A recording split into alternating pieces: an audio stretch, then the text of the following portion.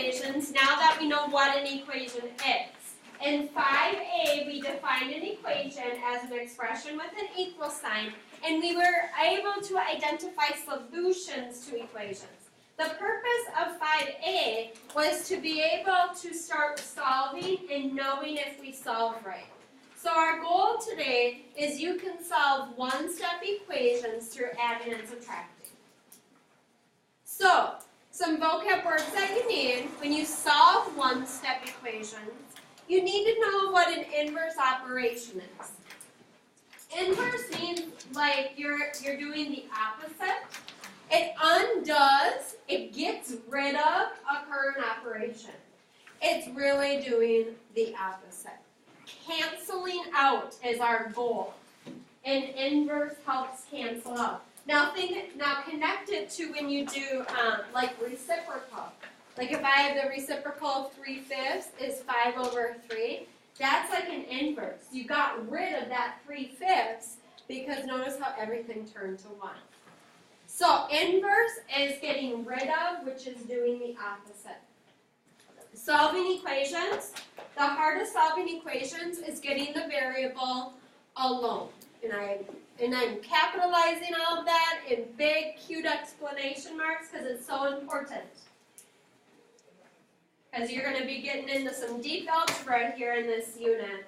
And everything is related to solving. Solving means get it by itself. So before we can get deep into algebra, we need to be able to solve these one-step equations. And we need to know what are the inverses. Everything you're going to be doing, you are either going to be adding, subtracting, multiply, divide. Everything. Add, subtract, multiply, divide. Everything's related to what we learned in elementary school. It's just higher rigor level. So when I have adding, what's the inverse of adding? What gets rid of adding? Subtraction. Yep, subtracting. And if I have subtraction, what's the inverse of subtraction? Addition. And if I have multiplying, what's the inverse of multiply? Division. Dividing. So I think it's intuitive, isn't it? Being able to do inverse. What's the inverse of dividing? Multiplying. Multiplying. I use an asterisk. I don't know how you want to do it. I don't use an X because you're going to have X's in your equation. So you don't want to use X as multiply. Okay? Alright, so here's the solving steps. The first thing you're going to need to do is determine what inverse operation to use. That means you're saying in your head, this is all in your brain. In your brain you're like, how do I move it? How am I going to get rid of it? How do I undo something? And it's really, you got to figure out what is the opposite. The second thing is just maintaining equality. Notice that an equation has an equal sign. That means the left side equals the right side. It is balanced. So once you start chipping away on one side of the equal sign, it's no longer balanced. For instance, if I subtract 4 from this left side, now I'm lighter on that left side. So I was balanced, I took 4 away, now I'm like this. Because the right side would be heavier. So then I need to get it back to a balanced formation, and you need to do it to both sides. So you do the inverse operations to both sides. You have to be equal, you have to maintain equality, because it was equal in the beginning. You can't just take stuff away from one side and not do it to the other. Okay? Alright, let's go ahead and solve for the variable. I want us all to kind of change some up because there's some in your homework that I forgot about. First off, last hour, these little A, B, C, D's, that's just me distinguishing different examples, and it kind of confused last hour, so let's just get rid of those. It's just showing the examples. So they don't really mean anything. And we're going to add 2 of them to the bottom. And we're not going to do all these because it's pretty redundant once we start going. But I want to get some good stuff, like this. Y plus a negative 4 equals 9. Pretty much just 1. So you should add that 1 to the bottom. And then I'm going to scoot back up to the front. And let's start solving. Solve. Get the variable by itself. Figure it out. Solving means figuring it out.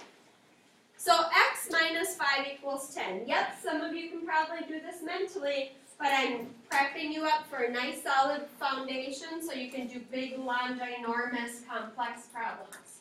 So you need to be able to show beautiful math for these 1 steps. What's the inverse of minusing 5? Plus 5. Now I'm not balanced anymore because I only did it to one side. I must maintain equality and do it to both sides. And then you have x equals 15. Final answer. Not too shabby. Y plus 9 equals 15. You always want to move what's by the variable because you want the variable by itself. So y is on the left-hand side, the 9 is by it, I need to scoot it over. So what's the inverse of plus 9? Subtract 9 to both sides, and you get y equals 6. Because those cancel out, right? Maintaining equality, making sure I'm doing it to both sides, or it's not an equation anymore if you don't. M minus 8 equals negative 14. So do I move the minus 8 or the negative 14? Minus 8. I move that minus 8 because that's on the side of the variable. So what's the inverse of minus 8? Add 8. B equal, do it to both sides, so add 8. No calculators list units, so you need to remember from unit 1, if they're the same sign, you add them. If they're different, you subtract them. So are these the same or different signs? Different, so I need to subtract them. 14 minus 8 is 6, and I have more negatives, so negative 6. Okay? I'm going to skip that 8 plus 8 equals 10. It's a little too easy. I'm going to skip the x minus 2 equals negative 4. That's kind of a waste of our time. I'm going to scoot on to x plus 9 equals negative 6. So I'm scooting to right here. Okay, so I need to move this 9. What's the inverse of plus 9? Subtract 9, right? So if I do it to the left side, I need to do it to the right side. Now, do you see that you have 2 minuses? Do your eyes see that? Minus and minus? Do they? That means same. So you actually add these up. So it's x equals, and then it would stay negative, negative 15. It would only turn positive when you multiply and divide, right? When you add and subtract, they stay the same sign. Y plus 5 equals negative 1. So I need to move that 5. What's the inverse of adding 5? Subtract. Do it to both sides. Now do I add or subtract these? Give me more confidence. Do I add or subtract? Add. Add. Do you see the 2 minus? That means same. Same means add. So y equals 6. Keep it negative. Okay? All right, and then the variable on the right-hand side, it doesn't matter where the variable is. Your goal here is to get the variable by itself. So the variable's on the right-hand side, so I need to scoot the 11 over. So I'm going to move 11 to the left-hand side. We'll get rid of it. 3 minus 11, negative 8 equals x. And one more example, you have a few of them that look weird like this, when you have plus and negative. A couple different ways you can handle this. I'm going to make the same equation twice. Okay, I was kind of bummed that I didn't have any of these examples in there. So, someone last hour, without me showing them, they're like, well, I know I would subtract because it's plus. So I would subtract a negative 4 to both sides. Right? Makes sense to me. The inverse of adding is subtracting.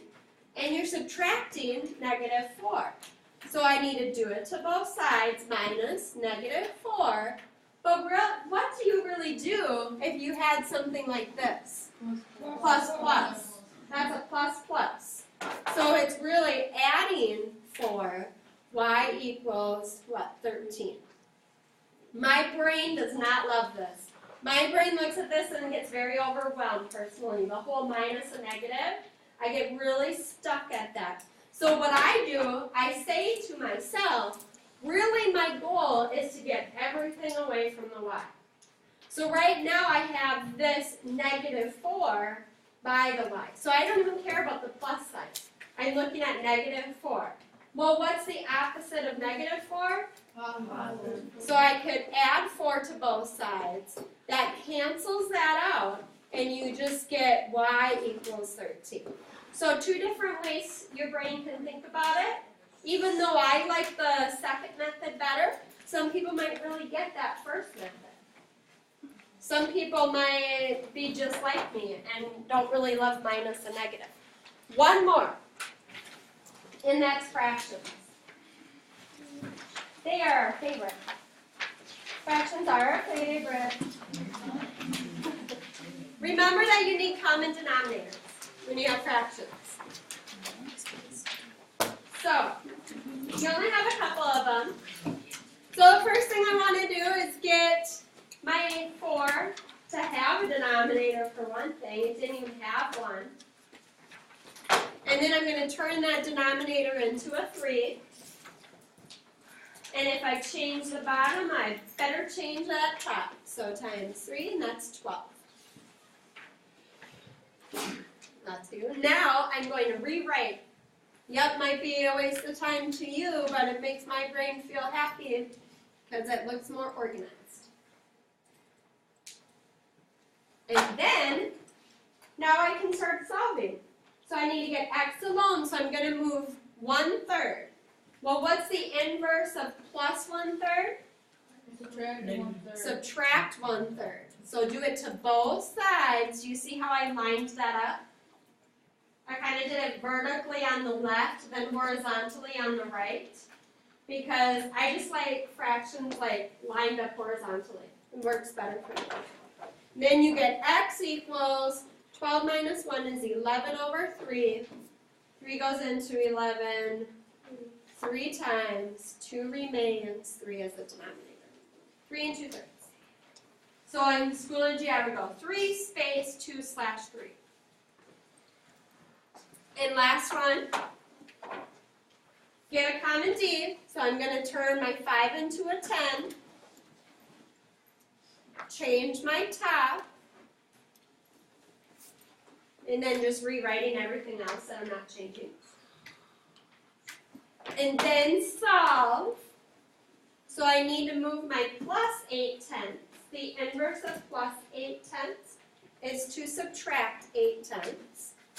Do it to both sides.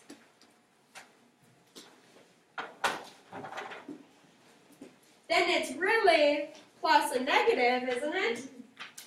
So it's really x equals, I add these up, -11 over 10, which is -1 and 1/10. Fractions, best friends in the universe, right? No.